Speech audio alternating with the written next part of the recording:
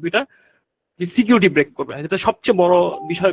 সবাই এখন খুব তটস্থ যে ওয়ার্ল্ড সিকিউরিটি ব্রেক করার মতো অবস্থা, যে যে ক্রিপ্টোগ্রাফিক AES-256 থেকে শুরু করে যত হাই সিকিউর অ্যালগোরিদম গুলো ছিল, সে এটা ব্রেক করে ফেলতে পারে ইনস্ট্যান্ট।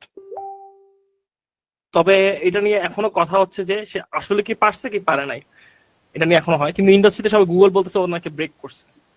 এটা নিয়ে আরো ব্রেক করার মতো এনাফ রিসোর্সেস তো এখনো মেবি হয় নাই, কারণ মেবি 2.1 মিলিয়ন কিউবিটস লাগবে, আর মাত্র আমাদের কাছে কয়েক হাজার কিউবিটস আছে। হ্যাঁ, আর অলসো আরেকটা জিনিস যে আমি দেখেছিলাম যে ভেক্টর রুল দিয়ে একটা নতুন রকম সিকিউরিটি সিস্টেম করা পসিবল, যেটা কিনা কোয়ান্টাম কম্পিউটারও সলভ করতে পারে না। তো এটা কি জানেন? আমি ভেক্টর রুলটা সম্পর্কে আমার আসলে এখনো দেখা হয় নাই। তবে এখন পর্যন্ত যেগুলো আছে প্রচলিত যে সিকিউরিটি সিস্টেম গুলা, সবগুলাই বলতেছে হচ্ছে ব্রেক হবে এই কোয়ান্টাম কম্পিউটার, এবং অলরেডি ব্রেক করছে। গুগল অলরেডি ওরা দাবি করতেছে এটা ব্রেক করছে।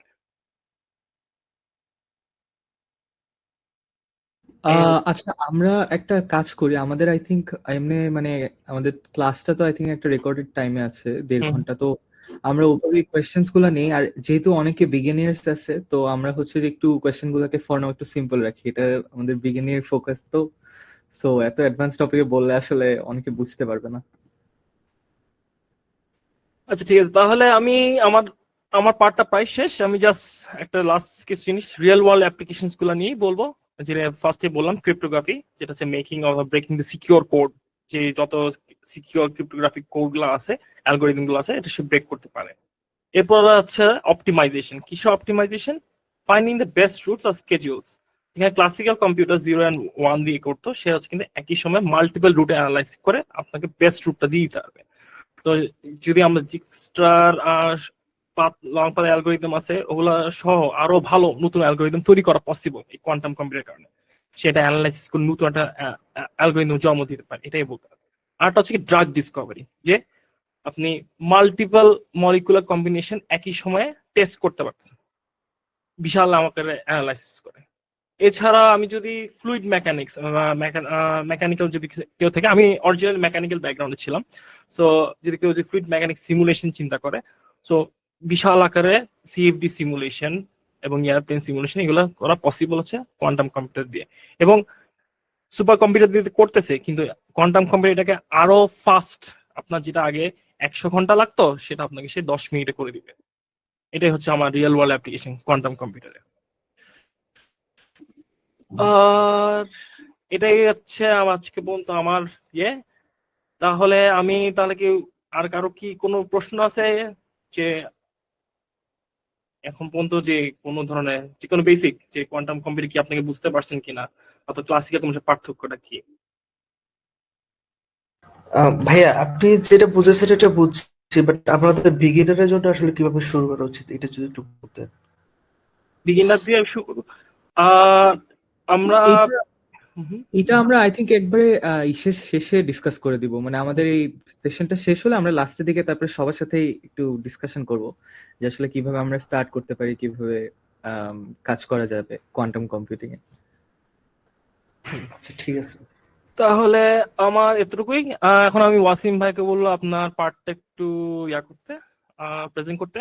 আর একটা জিনিস, এরপরে কিন্তু আমাদের আসলে একটা হ্যান্ডস অন ডিসকাশন আছে, যেখান থেকে আমরা আসলে তুমি যেটা প্রশ্ন বললা যে আমরা বিজ্ঞানীদের জন্য কি করা যায়, আজকে এটা হবে। হ্যালো এভরিওয়ান, আমি হচ্ছে কি আমার স্লাইডটা শেয়ার করি তাহলে। আই গেস আমাদের কত মিনিট আছে এখন? হাসিব ভাই হ্যালো। ভাইয়া আমাদের 30 মিনিটস হয়েছে, তো আমাদের আরো 45 মিনিটস এরকম আছে। Okay nice, thank you. বা 50 মিনিটস এরকম, প্রবলেম নেই, আমাদের টাইম এক্সটেন্ড করতে প্রবলেম নেই। ওকে ওকে।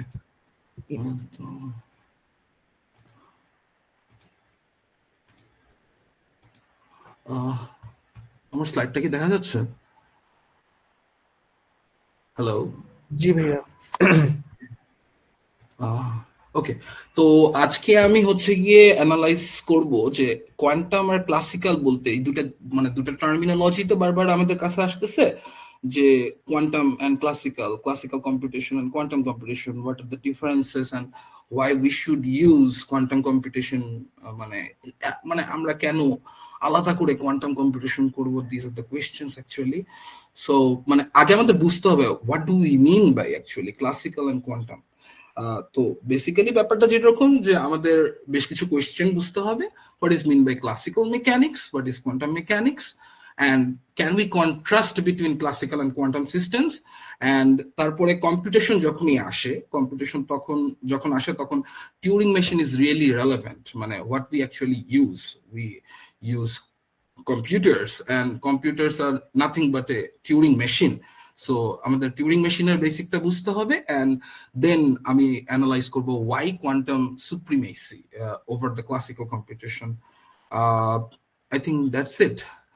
তো ক্লাসিক্যাল সিস্টেম, তো ক্লাসিক্যাল মেকানিক্স বলতে আমরা কি বুঝি? ক্লাসিক্যাল মেকানিক্স বলতে বুঝি যে মানে আমরা ছোটবেলা সবাই ক্লাসিক্যাল মেকানিক্স পড়ছি, we are all familiar with F is equals to M A, the equation of motion, এটা আমাদেরকে দেয়। যেমন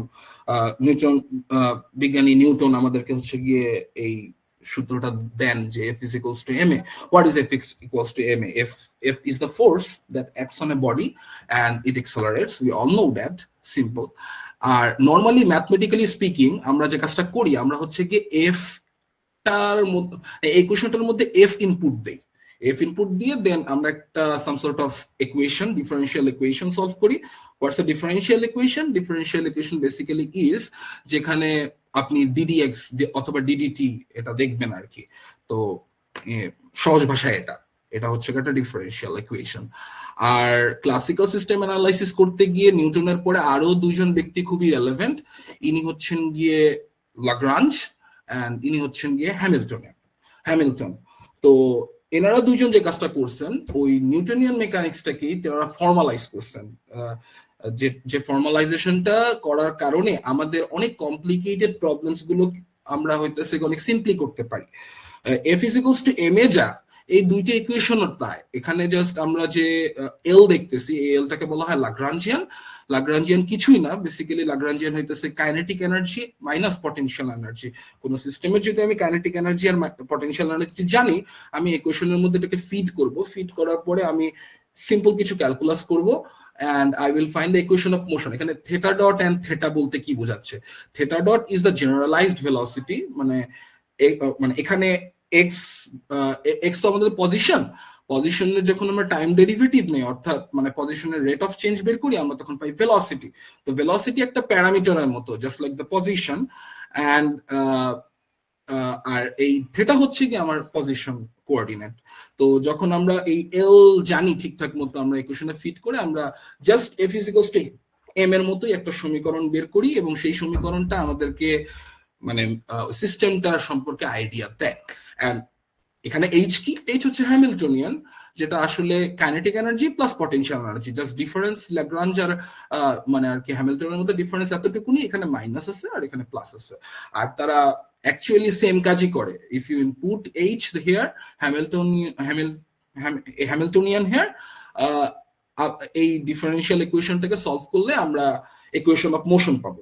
so what is an equation of motion afterwards? Actually আমি যদি বলি, ইকুয়েশন অফ মোশন কিছুই না, এটা হইতেছে গিয়ে খুব সিম্পল একটা এক্সাম্পল দিলে বোঝা যাবে। ইকুয়েশন অফ মোশন বলতে আমরা যেটা বুঝতেছি সেটা হচ্ছে গিয়ে, ধরা যাক পৃথিবী সূর্যের চারদিকে, সরি সূর্য পৃথিবীর চারদিকে, পৃথিবী সূর্যের চারদিকে ঘোরে।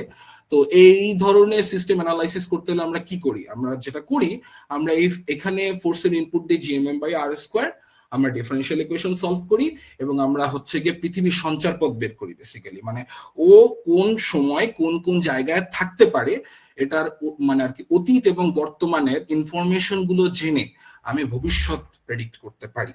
তো ক্লাসিক্যাল সিস্টেম গুলো বেসিক্যালি এটাই প্রেডিকশন, মানে আমরা ফিউচারে কি করতে যাচ্ছি। আমার কথাবার্তাগুলো কি বোঝা যাচ্ছে নাকি it is heavy for you people? Hello? হ্যাঁ ভাই, বোঝা যাচ্ছে। হ্যাঁ ভাই, ঠিক আছে। ওকে, ঠিক আছে, কোয়াইট ইজি। হ্যাঁ, ওকে, নাইস। তো মূলত এই আমরা Newtonian mechanics, Lagrangian mechanics and Hamiltonian mechanics এই তিনটা মেকানিক্স নিয়ে কথা বলতেছিলাম। তো আসলে বেসিক্যালি তিনটা মেকানিক্স আমাদেরকে সেম রেজাল্টই দেয়। আমি যখন এফটা ইনপুট দেই, ধরা যাক আমরা হচ্ছে গিয়ে F is equals to M A, এখানে স্প্রিং এর জন্য একটা প্রবলেম সলভ করতে যাচ্ছি, যে একটা স্প্রিং কানেক্টেড উইথ ম্যাস। ওখানে আমি যে কাজটা করি, ফোর্সের ইনপুটটা দিই হচ্ছে গিয়ে মাইনাস কে এক্স ইনপুট দেওয়ার পরে আমরা একটু ডিফারেন্সিয়াল ইকুয়েশন সর্ট আউট করার পরে আমরা মোটামুটি এই টাইপের একটা ডিফারেন্সিয়াল ইকুয়েশন পাই। এক্স ডাবল ডট মিনস এটাকে মানে পজিশনের second derivative, and X means zero derivative, মানে আমরা ডেরিভেটিভ করিই নাই, এটা পজিশন আর এক্সেলারেশন। আমরা এই ইকুয়েশনটা খুব ভালো মতোই জানি। এই ডিফারেন্সিয়াল ইকুয়েশনটা সলভ করলে পাওয়া যায় X is a function of T A sine omega T plus del. এটা বেসিক ইন্টারমিডিয়েটের আর কি বই থেকেই আমরা জানি। সো লাগরাঞ্জিয়ান ইকুয়েশন অফ মোশনে আমি যে কাজটা করি, আমি হচ্ছে গিয়ে স্প্রিং এর জন্য তার কাইনেটিক এনার্জি হচ্ছে half M V square, which is half theta dot square. আমি এখানে M theta dot square and potential energy বলে half K X square. K X এর জায়গায় আমি এখানে থেটা বসাই দিতে পারি, জাস্ট সিম্পল ভ্যারিয়েবল আলাদা করে বলাই যায়। এন্ড তারপরে আমরা যখন এই ইকুয়েশনে এটাকে পুট করি, আমরা সেম ইকুয়েশন অফ মোশনটা পাই, X double dot is equals to minus omega square X. And হ্যামিল্টনিয়ানের ক্ষেত্রেও সেম কেস। হ্যামিল্টনিয়ানের ক্ষেত্রে কি হবে, half M V square plus half K X square. যখন আমি হ্যামিল্টনস ইকুয়েশন অফ মোশন এটা পুট করি, তখন আলটিমেটলি আমরা ওই সেম ইকুয়েশনটাই পাই। Basically what I am trying to say is that F is equals to M A যে কাজটা করে, Euler-Lagrange equation, this is the Euler-Lagrange equation basically, Euler-Lagrange equation O same কাজটাই করে, and Hamilton's equation O same কাজটাই করে। তো কেন আমি আসলে হ্যামিল্টনস ইকুয়েশন এবং Euler-Lagrange equation নিয়ে কথা বলতেছি, বলার পিছনে কারণ হচ্ছে গিয়ে এমন অনেক ক্লাসিক্যাল মেকানিক্স এর প্রবলেম ভেরি কমপ্লিকেটেড হয়ে যায়, যেগুলা Lagrangian equation of motion and Hamilton's formalism দিয়ে অনেক ইজিলি সর্ট আউট করে ফেলা যায়। এবং সেটা হচ্ছে গিয়ে কোয়ান্টাম মেকানিক্সে আমাদের হ্যামিল্টনিয়ান ফর্মালিজমটা কাজে লাগে। একটু পরেই যখন আমি মানে কোয়ান্টাম মেকানিক্সের বেসিক শ্রোডিঙ্গার ইকুয়েশন অ্যানালাইসিস করতে যাব, তখন আপনারা সবাই দেখবেন যে এখানে আমি হ্যামিল্টনিয়ান ইউজ করতেছি। কেন ইউজ করতেছি, you will get to know about it.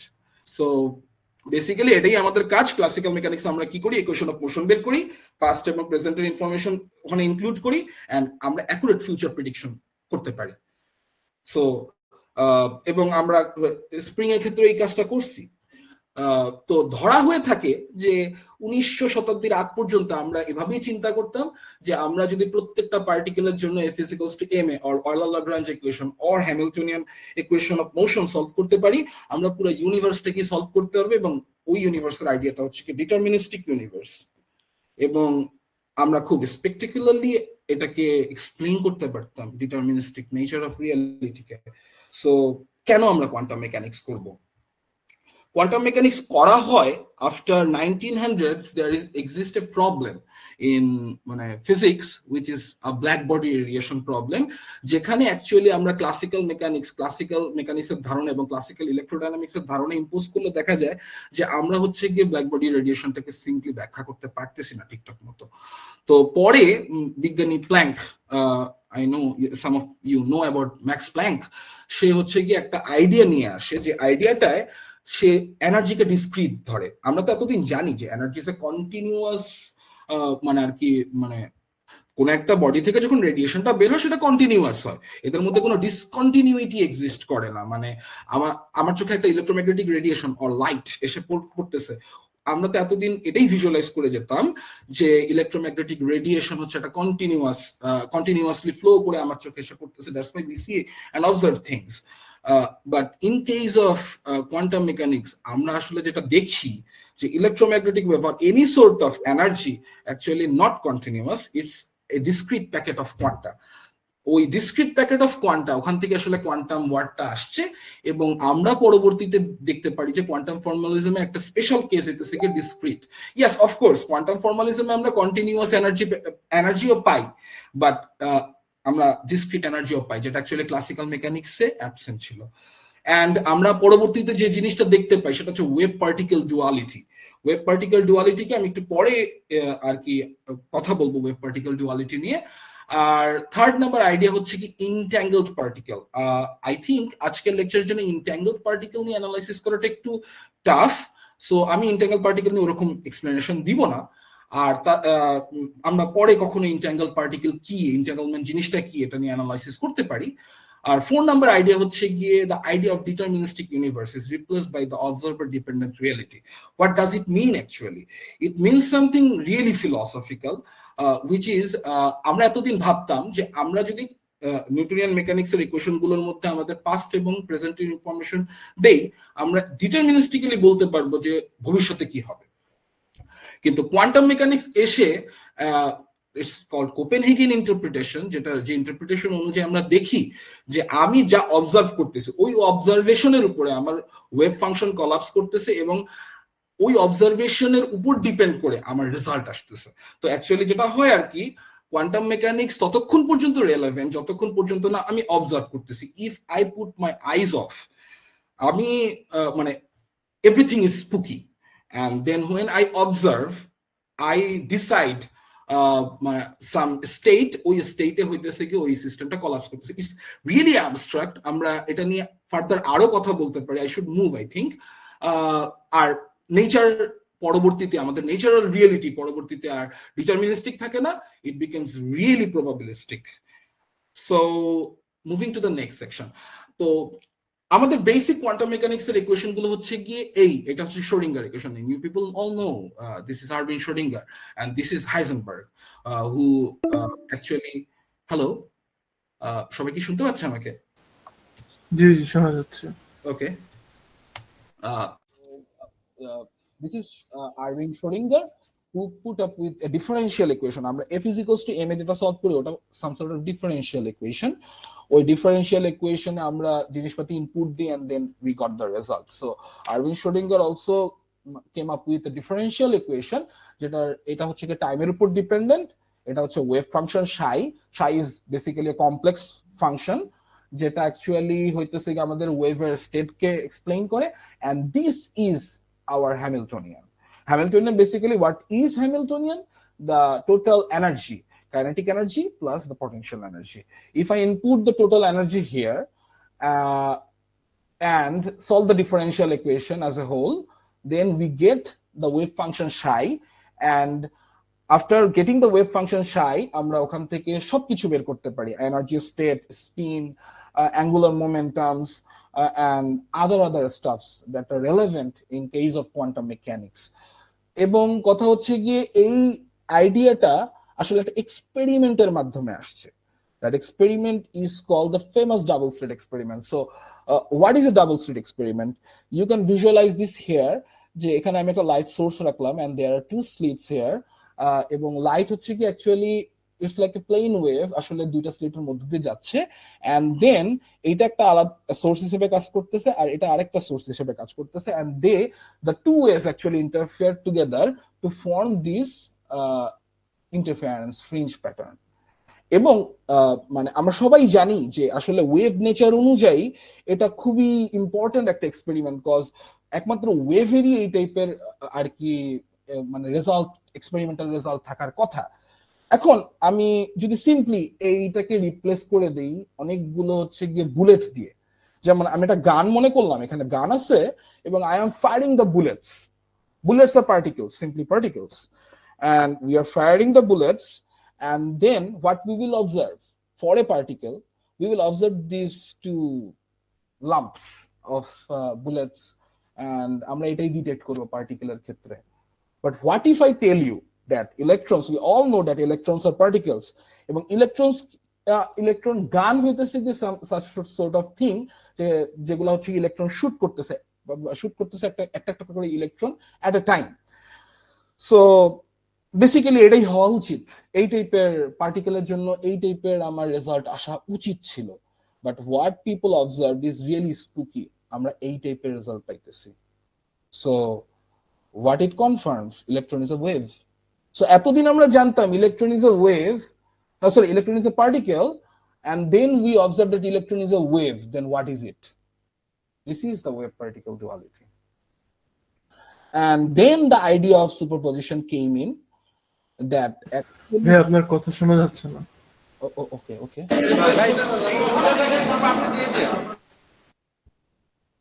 let me আমার কথা কি এখন শোনা যাচ্ছে? হ্যালো হ্যালো জি ভাই শোনা যাচ্ছে। আহ, এখন clear, ওকে, এখন clear। কতটুকুন পর্যন্ত আপনারা শুনছেন? আমি কি অনেক দূর পর্যন্ত মিস করছি? না ভাই সমস্যা নেই। ওকে ভাই আমি পুরোটা শুনতে পারছি। ওকে ওকে, নাইস। সো ভাইয়া পুরাটাই শোনা গেছে। okay, okay. So wave particle duality. We were talking about it. So what is a wave particle duality? So focusing on the double slit experiment, what happens here? মানে আমরা অ্যাকচুয়ালি হইতেছে বলতেছি a particle has a wave nature and a wave has a particle nature. So আমরা এখন think করব একটু particle ওয়েতে। তো পার্টিকেল ওয়েতে ব্যাপারটা আসলে কি দাঁড়ায়? পার্টিকেল ওয়েতে দাঁড়ায় যে আমি একটা একটা করে ওয়ান এট এ টাইম হইতেছে কি পার্টিকেল ফায়ার করতেছি এন্ড পার্টিকেল গুলো হচ্ছে স্লিটের মধ্য দিয়ে যাইতেছে এবং actually there is no way that one particle will interfere with another cause আমি তো একটা একটা করে পার্টিকেল মারতেছি। সো মজার ব্যাপার যেটা হয় মানে আমরা যখন পার্টিকেলটাকে থ্রো করতেছি এই দুটা স্লিট দিয়ে আমরা কিন্তু জানি না আসলে কোন স্লিট দিয়ে সেটা যাইতেছে, এ স্লিট দিয়ে যাইতেছে নাকি বি স্লিট দিয়ে যাইতেছে, মানে আর কি এইরকম স্লিট দিয়ে যাচ্ছে নাকি এইরকম স্লিট দিয়ে যাচ্ছে, দুইটার কোন স্লিট দিয়ে যাচ্ছে আমরা সেটা জানি না। এটা হইতেছে কি একটা ব্যাপার এবং আমরা যদি জানার ট্রাই করি তখন আর এই ইন্টারফারেন্স প্যাটার্নটা থাকে না। যেটা হয় এই ইন্টারফারেন্স প্যাটার্নটা উধাও হয়ে এইরকম টাইপের একটা প্যাটার্ন হয়ে যায়। তার মানে কি? তার মানে আলটিমেটলি ওই পার্টিকেল মানে আমাদের আমরা যখন চোখ বন্ধ করে আসি তখন এই পার্টিকেলটা ওয়েভি নেচার শো করতেছে এবং আমরা যখন চোখ খুলতেছি আমরা দেখতেছি ইটস এ পার্টিকেল, মানে এই সিগনেচার চলে আসতেছে, পার্টিকেল সিগনেচার চলে আসতেছে in case of wave signature. So that perplexes a lot of brilliant minds from 20th and 21st centuries. Even এখন পর্যন্ত measurement problem is an unsolved problem. Why quantum mechanics is that much spooky? Another thing about quantum mechanics is that you cannot accurately measure the position and momentum at the same time. And position and momentum at the same time does not mean যে আমি হচ্ছে গিয়ে পজিশনটাকে x Axis বরাবর measure করলাম, মোমেন্টটাকে Y Axis বরাবর measure করলাম and there will exist uncertainty. That is wrong. আমাদের দুটাকে সেম অ্যাক্সিসে মেজারমেন্ট করতে হবে। আমি যদি এক্স অ্যাক্সিসে পজিশন মেজার করি মোমেন্টামটাকেও এক্স অ্যাক্সিসে মেজারমেন্ট করতে হবে এবং তখনই আমরা একমাত্র এই আনসার্টেনটি রিলেশনশিপটা পাবো। এবং আমরা ডেফিনেটলি এটা জানি খুব ভালো মতোই যে পজিশনের মানে আর কি আমি পজিশন খুব অ্যাকুরেটলি মেজার করতে গেলে আমি দেখি যে মোমেন্টাম গেটস আনসার্টেন এবং মোমেন্টামকে খুব অ্যাকুরেটলি মেজার করতে গেলে দেখি আমার পজিশন গেটস আনসার্টেন। এটার অ্যাকচুয়ালি মিনিংটা কি? এটার মিনিংটা is actually এই ডাবল স্লিট এক্সপেরিমেন্টের মধ্যে লুকায় আছে। What actually we are doing, আমরা যখন ওয়েভটাকে থ্রো করতেছি we know definitely what's the momentum of the particle এবং যখন আমি এটাকে দেখতে চাইতেছি we exactly know the position of the particle and যখন আমি মোমেন্টামটাকে খুব অ্যাকুরেটলি জানি আমরা ইন্টারফারেন্স প্যাটার্নটা পাই, আমরা যখন পজিশনটাকে খুব ভালো মতো জানি আমরা এই টাইপের প্যাটার্নটাকে পাই, সো মানে পার্টিকেল প্যাটার্নটাকে পাই। So that's spooky. And what's the superposition? Superposition actually means is that যখন এই খান দিয়ে আমার ওয়েভটাকে আমি একটা করে পার্টিকেল থ্রো করতেছি আমি ধরে নেই যে এই পার্টিকেলটা যখন আমি দেখতেছি না it's a plane wave. So plane wave actually দুইটা স্লিট দিয়েই যাচ্ছে। সো আমি বলতে পারি যে এই স্লিট দিয়েও যাচ্ছে প্লাস এই স্লিট দিয়েও যাচ্ছে, বাট যখন আমি অবজার্ভ করি যে ও তো যে কোনো একটা স্লিট চুজ করে তাই না, হয় এই স্লিট না হয় ওই স্লিট, যখন আমি এটাকে মেজার করতেছি তখন অ্যাকচুয়ালি ও হইতেছে গিয়ে আর সুপারপজিশন স্টেটে নাই। সো আমি যখন অবজার্ভ করতেছি আমি আর ওর সুপারপজিশন স্টেটটা বজায় রাখতে পারতেছি না। ওটাকে অ্যাকচুয়ালি বলে ডিকোহেরেন্স। কোহেরেন্স ইজ সামথিং যেখানে আমি একটা করে পার্টিকেল মারতেছি এবং আমি চোখ বন্ধ করে ভাবতেছি যেটা আসলে পার্টিকেল না, এটা ওয়েভ, প্লেন ওয়েভ, এবং ওই প্লেন ওয়েভটা হইতেছে কি দুইটা স্লিটের সুপারপজিশন স্টেটে আছে। দেন আমরা এক্সপেরিমেন্টটা করে আর কি ডাবল স্লিট ইন্টারফারেন্স ফ্রিঞ্জ পাইতেছি এন্ড যখন আমি এটাকে অবজার্ভ করতেছি তখন আমি দেখতেছি দুইটা lamp and the system is in decoherence. I think ব্যাপারটা বোঝা গেছে আই গেস। আচ্ছা, তো এটা নিয়ে একটা ফেমাস থট এক্সপেরিমেন্ট আছে, that's Schrodinger's cat thought experiment. What actually Schrodinger thought about it? Schrodinger ভাবছে যে ও একটা বক্স কল্পনা করছে যে বক্সের মধ্যে একটা বিড়ালকে রাখছে এবং বিড়ালকে রেখে ওখানে সে একটা রেডিও অ্যাক্টিভ ম্যাটেরিয়াল রেখে দিছে, যে রেডিও অ্যাক্টিভ ম্যাটেরিয়ালটা ডিকে করার প্রবাবিলিটি হচ্ছে 50-50, হয় সে ডিকে করবে না হয় সে ডিকে করবে না। সো ওভারঅল দ্য বক্স, মানে তখন যেটা হয় আর কি, এই মানে মানে এখানে যদি আর কি রেডিওঅ্যাক্টিভ ম্যাটেরিয়ালটা ডিকে করে, ক্যাটটা মরে যাবে, এবং যদি সে রেডিওঅ্যাক্টিভ ডিকে না হয় ক্যাটটা বেঁচে থাকবে। সো বাইরের থেকে দেখলাম, যখন চোখ বন্ধ করে আছে, আমি যখন বক্সটাকে খুলতেছি না, তখন আসলে সে ওই ডিকে হওয়ার মানে রেট যেহেতু আমার 50-50, সো ক্যাটটার বেঁচে থাকা এবং মরে যাওয়াটা হয়ে যায় সুপারপজিশন স্টেটের মতো 50-50 চান্স। আমি একমাত্র তখনই বুঝতে পারবো যে বিড়ালটা বেঁচে আছে নাকি মরে গেছে, যখন আমি এই বক্সটাকে খুলবো। বক্সটাকে খোলার পরে যখন আমি অবজার্ভ করবো ক্যাটটা বেঁচে আছে, দেন বেঁচে আছে, ফাইন। আমি তখন কি করতেছি, বেসিক্যালি আমি হচ্ছে গিয়ে ডিকোহেরেন্স স্টেট, মানে কোহেরেন্ট একটা স্টেট থেকে আমি ডিকোহেরেন্স স্টেটে নামতেছি। আমি অ্যাকচুয়ালি মেজারমেন্টের মাধ্যমে চয়েস করতেছি যে বিড়ালটা বাইচে আছে নাকি মইরা গেছে, অ্যাকর্ডিং টু কোপেনহেগেন ইন্টারপ্রিটেশন। আমি বলে নিলাম there is other kinds of interpretation as well, many worlds interpretation. According to many worlds interpretation, আমি ক্যাটটাকে যখন খুইলা জীবিত পাইলাম, আমি ধরে নেই যে there exists some parallel universe where the cat is dead. That's a many world interpretation, but we are talking about serious physics here, so আমরা আসলে ওই many world interpretation এর দিকে যাব না। And কম্পিউটেশনের জন্য আমাদের আসলে টিউরিং মেশিনটাকে বোঝাটা খুবই important. What's a Turing machine basically is. তো Turing machine, we all know about Alan Turing. There's a movie named Imitation Game, and very famous movie where Alan Turing is a mathematician. সে হচ্ছে গিয়ে German enigma code break করতে চায়, এবং break করতে গিয়ে সে একটা অদ্ভুত মেশিনের আইডিয়া নিয়ে আসে, সেটা হচ্ছে গিয়ে টিউরিং মেশিন।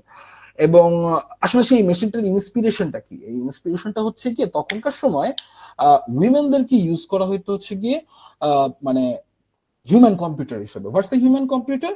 তাদেরকে বসায় রাখা হতো একটা ক্লাসরুমের মধ্যে, তাদেরকে কিছু ইনস্ট্রাকশন দেওয়া হইতো, ওই ইনস্ট্রাকশনের বেসিসে সে কিছু কোড এর মধ্যে কিছু কাটাকাটি করত, মুছতো, নতুন আর কি নাম্বার বসাইতো। সো বেসিক্যালি তারা এনিগমা কোডটাকে ব্রেক করার ট্রাই করতো।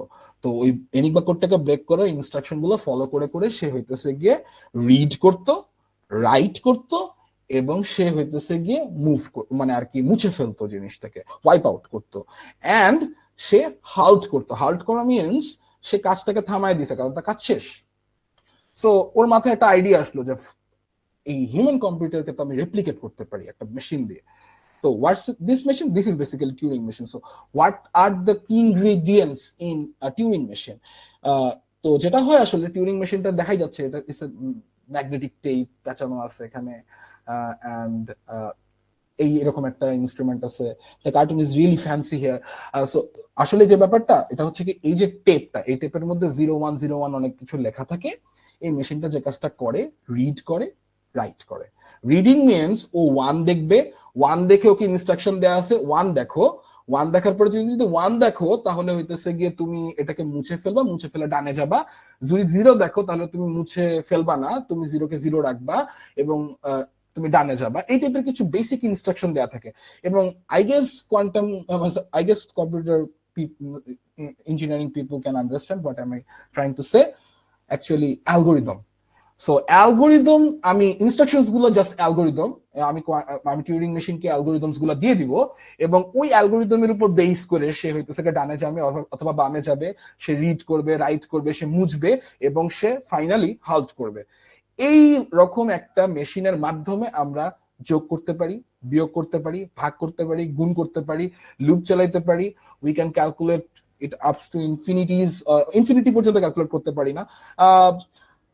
অ্যাকচুয়ালি টিউরিং মেশিনের যে কথা ছিল, এই ম্যাগনেটিক টেপটা ইনফিনিট পর্যন্ত নেওয়া যায়, বাট আসলে I don't think how the system will halt.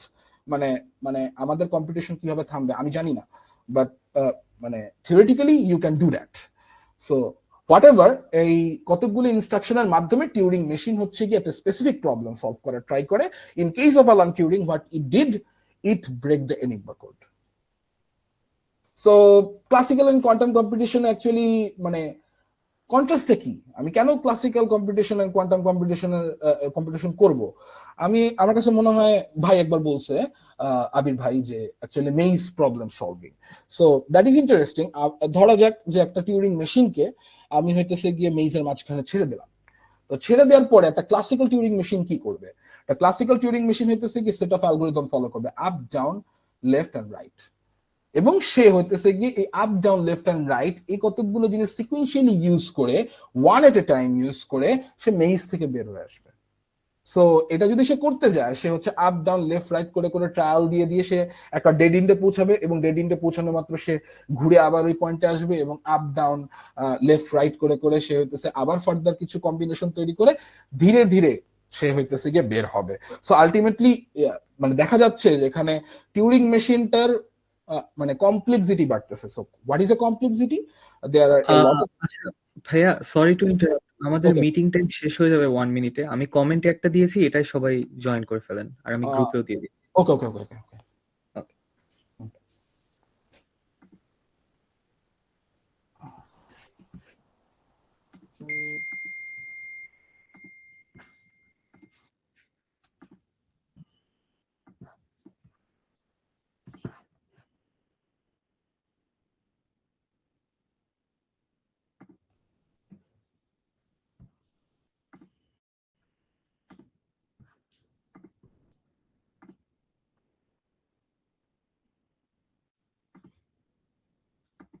সবাই যেটা কমেন্টে আছে এই লিঙ্কটা সবাই জয়েন করে ফেলি, এটা থেকে লিভ নিয়ে নেই।